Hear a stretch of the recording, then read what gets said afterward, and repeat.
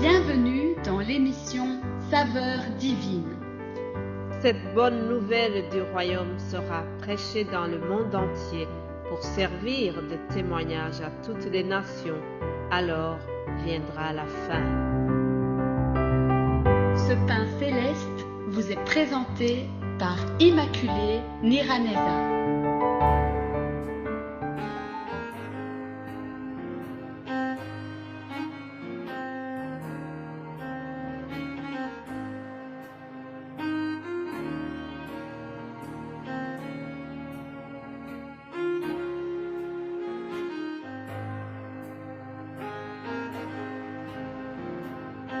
Shalom, shalom, bien-aimés de Dieu, que la paix de Christ soit avec vous.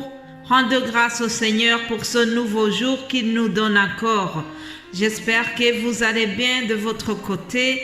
En tout cas, moi-même, je suis en bonne santé et c'est vraiment une joie de pouvoir continuer à vous partager la parole de Dieu. Que toute la gloire revienne à notre Seigneur. Amen. Continuons rapidement ce que j'ai commencé hier. Je vous ai parlé de Philippe et aujourd'hui nous allons continuer sur ce personnage. Mais avant cela, je fais un petit rappel pour ceux qui nous rejoignent peut-être pour la première fois. Je rappelle que nous sommes sur le thème du Saint-Esprit.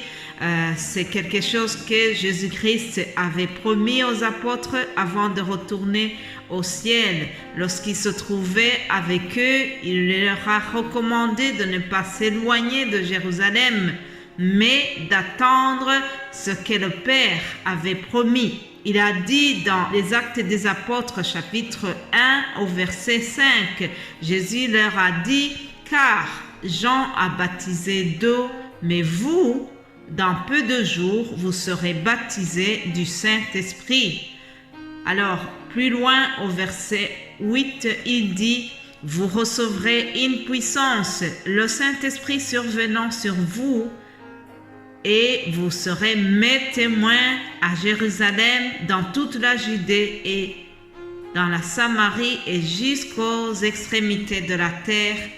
Amen. » Ça, c'est la promesse que Jésus a donnée. Alors, notre cher Philippe, dont je suis en train de vous parler, il a reçu, comme les autres, cette promesse du Saint-Esprit et il a commencé la mission que Jésus avait donnée aux apôtres, cette mission d'être témoin. Vous serez mes témoins, c'est ce que je viens de dire dans ce verset 8. Donc, vous serez mes témoins. Où? À Jérusalem, dans toute la Judée, dans la Samarie et jusqu'aux extrémités de la terre. Voilà ce que nous devons faire aussi, c'est que nous devons être les témoins de Jésus partout où nous sommes. Les apôtres ont commencé cette belle mission et nous sommes le résultat de ce qu'ils ont fait. Nous avons appris ce que les apôtres ont commencé et nous sommes dans la prolongation de cette noble mission que Jésus nous a donnée. Alors, Philippe, comment il a fait? Philippe, il a été dans la Samarie. Hier, je vous ai dit que c'est le premier missionnaire. Il a commencé par la Samarie. Acte 8, nous voyons que Philippe étant descendu dans la ville de Samarie, il prêcha le Christ. Chers amis, ça c'est déjà un signe que Philippe est un missionnaire qui est rempli du Saint-Esprit. Un juif qui commence à évangéliser et qui va dans la Samarie, ce n'est pas quelque chose de facile. La Samarie, ce n'est pas une région où tous les Juifs pourraient courir annoncer la bonne nouvelle. Il y a une histoire entre les Samaritains et les Juifs. Entre eux, ça ne va pas. L'histoire nous montre que ce sont deux peuples qui ne s'entendent pas bien. Et donc, malgré cela, c'est là que l'Esprit envoie Philippe pour commencer l'évangélisation dans la Samarie.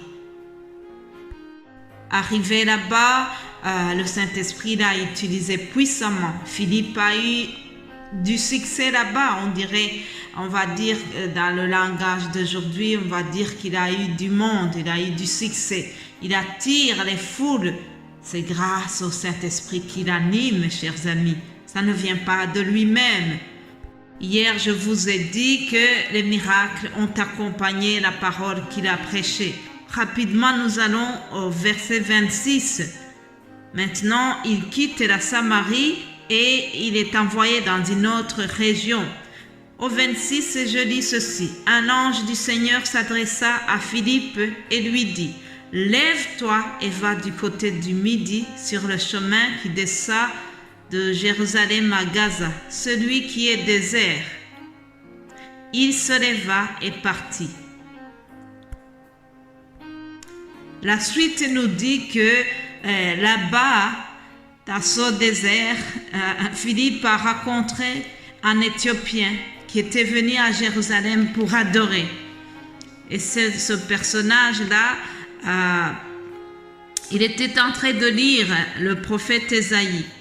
Alors, Philippe lui dit, « Comprends-tu ce que tu lis ?» Il répondit, « Comment le pourrais-je si personne ne me guide ?» Il invita Philippe à monter et à s'asseoir avec lui. Le passage de l'écriture qu'il lisait était celui-ci. Il était mené comme une brebis à la boucherie et comme un agneau muet devant celui qui le tond. Il n'a point ouvert la bouche. Je m'arrête ici pour la lecture. Mais je vous invite à lire tout ce chapitre 8, le chapitre 8 des Actes des Apôtres, et vous verrez comment Philippe a prêché la bonne nouvelle à cet Éthiopien, et l'Éthiopien a cru en Jésus-Christ.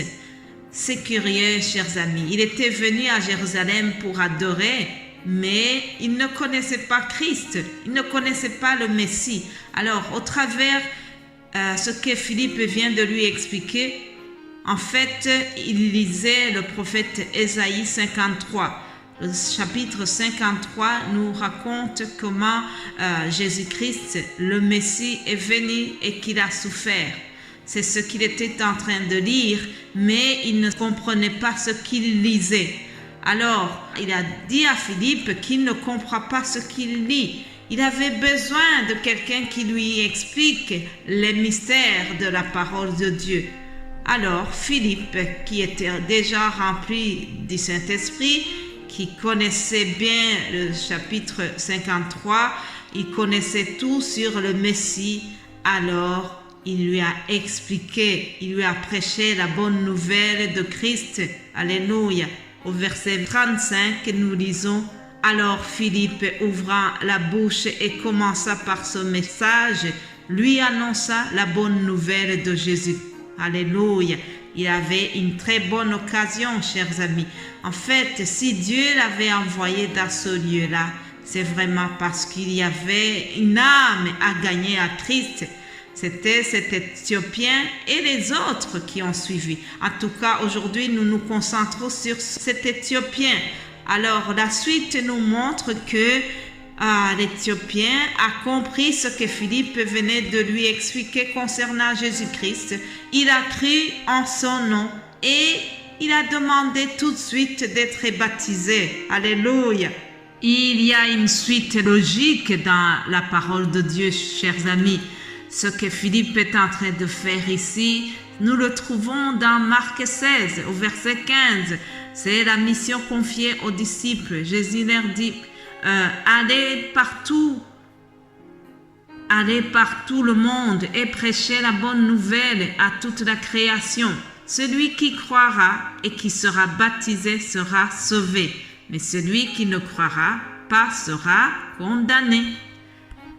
Alors, ici nous voyons cet Éthiopien qui a cru tout de suite parce que Philippe venait de lui prêcher la parole de Dieu et il a été sensible à la parole, il a cru tout de suite au nom de Jésus-Christ et il a demandé d'être baptisé. Remarquez que la demande est venue de lui-même. J'ai beaucoup aimé vraiment la foi qui animait cet Éthiopien. Au verset 36, je lis, Comme ils continuaient leur chemin, ils rencontrèrent de l'eau. Et l'eunuque dit, « Voici de l'eau, qu'est-ce qui empêche que je ne sois baptisé ?» Philippe dit, « Si tu crois de tout ton cœur, cela est possible. » Alléluia.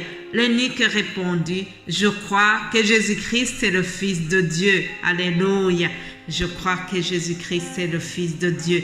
Ma prière est que si tu viens d'écouter ce message et que tu ne crois pas encore au Fils de Dieu, que si tu ne crois pas encore que Jésus-Christ est le Fils de Dieu, je prie que tu aies la foi en lui. Voilà, chers amis, notre temps est terminé. Je vais continuer nos méditations demain. Passez une agréable journée. Que Dieu vous bénisse abondamment.